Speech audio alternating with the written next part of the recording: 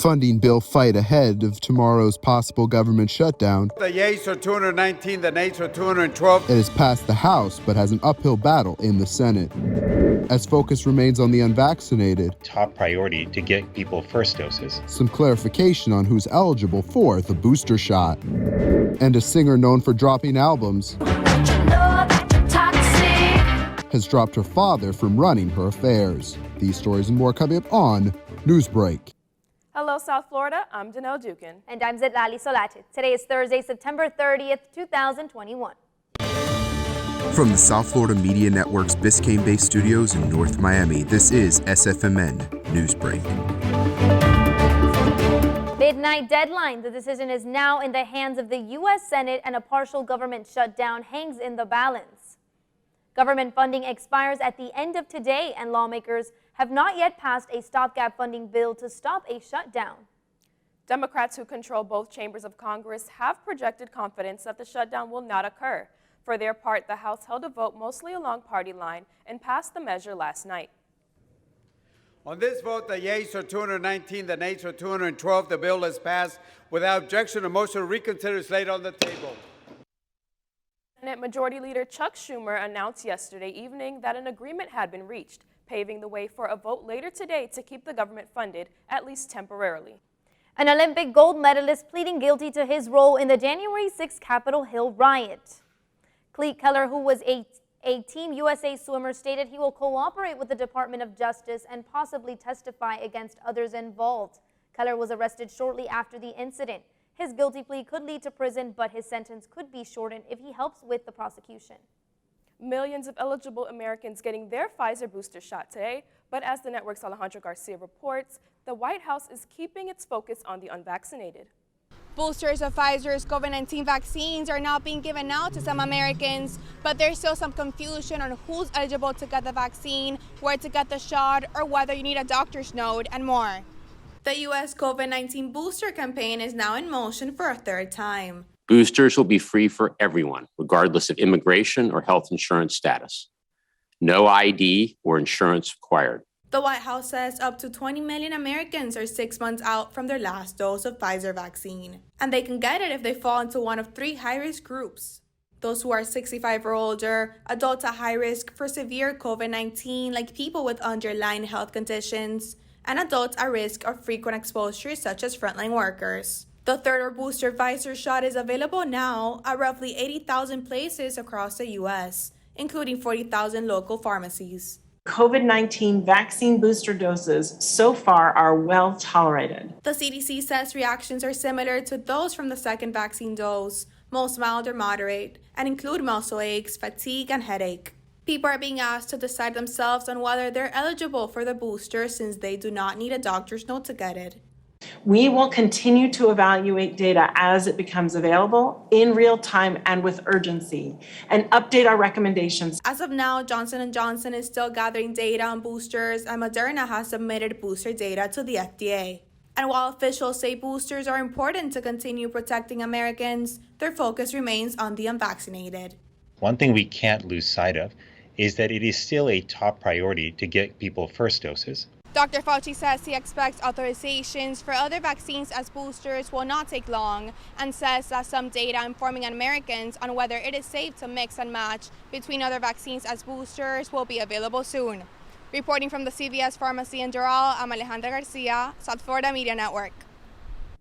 The NBA is going to start withholding pay for unvaccinated players who miss games due to local vaccine mandates. The NBA's executive president of communications made that announcement yesterday. The league released a warning about this, and it said vaccine protocols set by their home cities prohibit their unvaccinated, preventing players from playing in the home games in those cities. Florida's minimum wage increases to $10 today thanks to the passing of Amendment 2. Miami-Dade Mayor Daniela Levine-Cava tweeting the reminder yesterday morning, thanking voters in the 2020 election for the increase. Amendment 2 ensures that the state's minimum wage will continue rising each year until it reaches $15 on September 30th, 2026. A big ruling in the Britney Spears conservatorship fight. As the network's Valeria Venturini reports, Britney's father, Jamie Spears, is no longer in control. Britney Spears is making steps towards her freedom. After a long battle, Spears' father has now been suspended from the role as a conservator of the singer's estate. It's a great day for Britney Spears. After many calls for freedom, I'm so pleased and proud to say Jamie Spears is no longer a conservator. a Los Angeles Superior Court judge is suspending Jamie Spears from his daughter's conservatorship, designating a certified public accountant to replace him, but not yet ending the 13-year arrangement that has motivated activism and created a movement. A long time coming, and I think, we wouldn't be here if we hadn't gotten to hear from Britney directly, publicly. Since 2008, Jamie Spears has overseen many aspects of his daughter's life, including having control over her health, medical, and financial needs. But over the summer, the Grammy winner and pop star is speaking out. During two emotional testimonies, she said she wanted to press charges against her father for conservatorship abuse, calling the arrangement cruelty. Jamie Spears has maintained he has always acted in his daughter's best interest, regardless of what's happened. Jamie Spears is asking for nearly $2 million to cover his salary from managing her business affairs as well as his legal fees. But Britney's attorney has said that they will not agree to a settlement. In the Control Center, Valeria Venturini, South Florida Media Network. 2 straight weeks of South Florida primetime college football is in front of national audience. That's still ahead, and so is this story. Girls streaming, you have guys filming, and it was just like a chaos. It's not the first place you'd expect to see alligators outside a nightclub. Newsbreak will be back in 2 minutes. COVID-19 has changed how we spend weekends with the girls. Now it's time to take the first step that lets us get back to brunching instead of late-night munching. Before we can safely come together, we need the facts. As COVID-19 vaccines become available, you may have questions. Should I get it? Is it safe? Should I wait? It's okay to have questions. Now get the facts at getvaccineanswers.org so you can make an informed decision when vaccines are available to you. Hey world, I have a quick message. It's about safe driving. All right, let's go.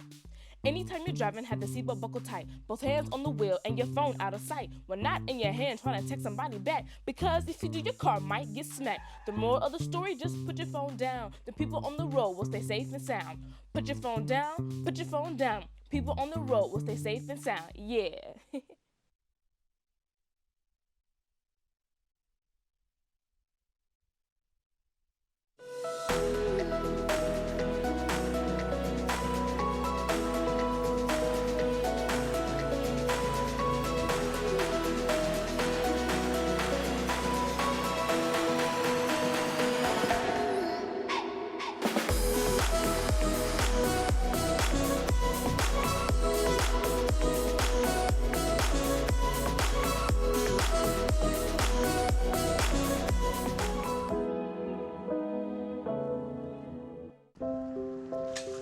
I want to eat apples and bananas.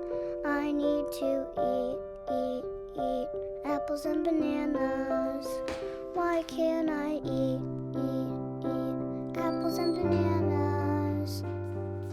Support the Feeding America nationwide network of food banks to help provide meals to those in need. Join us at feedingamerica.org.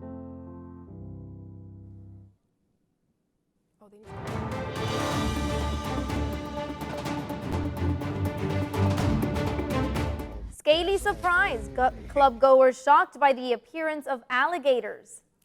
The Buckhead Entertainment District in Atlanta had just had a high-profile story involving goats. Now it's 2 very big reptiles. Club goers over the weekend surely had a night they wouldn't forget. It was part of a strange promotion by the Revel nightclub. Alligator, reptile, nah, it's big. These alligators was big.